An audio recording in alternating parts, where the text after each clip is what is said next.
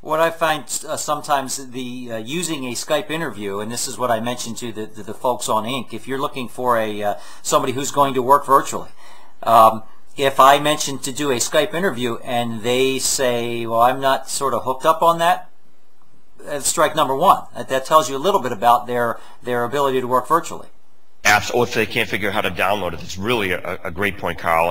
And to your credit, you're getting me just as I am every day. Today I happen to be in Boston, chilly Boston, flannel shirt and a t-shirt. Actually, in my book and my video on my website, I talk about that, the difference between the guy in a blue t-shirt and the guy in a blue shirt and tie. The days of the ties are long gone. I have a flexible lifestyle, can work out during the day if I want. Virtual is not only empowering and profitable, it dramatically improves people's lifestyles. Well, the flexibility that I get it, that's the main reason I did it. I was driving 70 miles a day, and I don't even live in a high traffic area. I'm near the beach. But still, I was driving 70 miles a day to go into the office, and again, with gas prices approaching $4, I mean, I used to have to allocate $10,000 a year just to deal with that. That's all gone now, and now I can do things like go to my son's Little League thing last night, even though in Maryland here it was called off short due to cold. But I can do that, and it does provide some wonderful things. Back to this employment issue, virtual employees. Have you ever done things where somebody could engage somebody who's maybe at a little higher level, like a management, like an interim sales manager or something like that?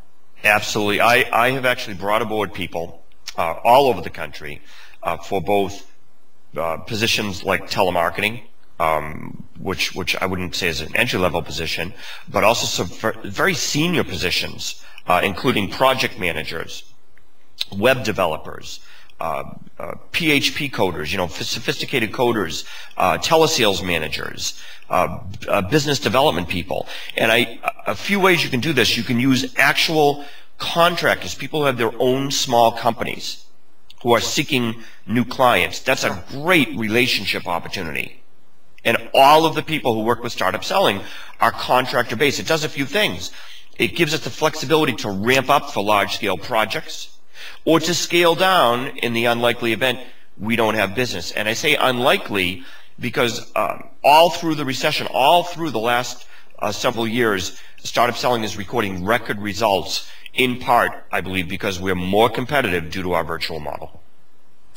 That's a good story, and it's a good thing for people to hear. I have selfish reasons for that. I do virtual project management and sales management. It's the reason I asked the question is and how you do it. And I know the higher level, the more likely the chances are somebody could get burned on that. But that specifics of scope sounds to be the key. It is, and you make a great point there because in a virtual environment, unlike a traditional environment, we manage by deliverables. We don't manage by activity per se. So I don't care about people's behaviors when they come and go, if they show up on a day or they don't show up on a day. They have a deliverable, and I'm just concerned that that quality deliverable is done on time. I don't care if they do it at 3 in the morning their time or they work only on the weekends.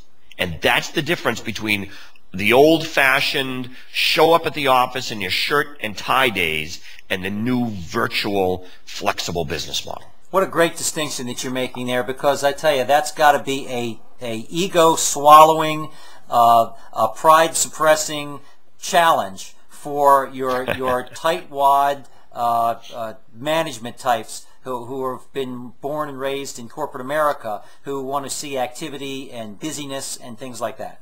Absolutely, great point. So, for example, I have no idea when my contractors come and go, exactly the hours they work, what their behaviors are, if they're neat, sloppy, skinny, fat. So one of the great things about virtual is the hiring is truly an unprejudiced hiring process. It's fantastic.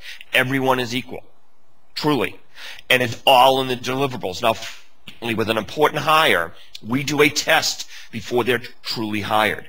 And most of the time we test on our own startup selling or start marketing tech websites, and we actually have them do something, whether it's a project or a coding project or a video or whatever it happens to be.